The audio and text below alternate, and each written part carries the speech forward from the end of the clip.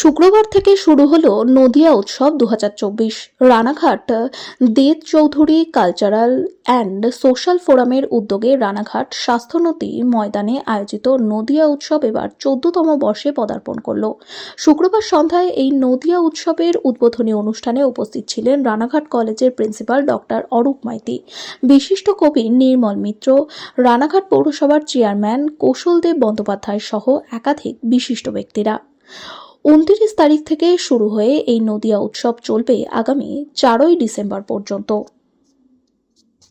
সাংস্কৃতিক মেলার এবং সুস্থ সাংস্কৃতিক পরিবেশ গঠনের জন্য আমাদের এই মেলা আরও উদ্দেশ্য যেটা বড়, যে নতুন প্রতিভাকে খুঁজে বার করা এবং তাদের মঞ্চ দেওয়া।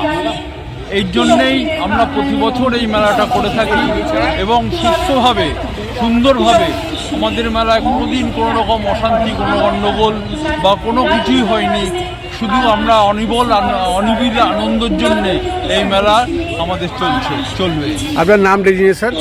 আমার নামটা সমীর কুমার শিকদার, সভাপতি, রানাঘাট কালচারাল ইউনিট।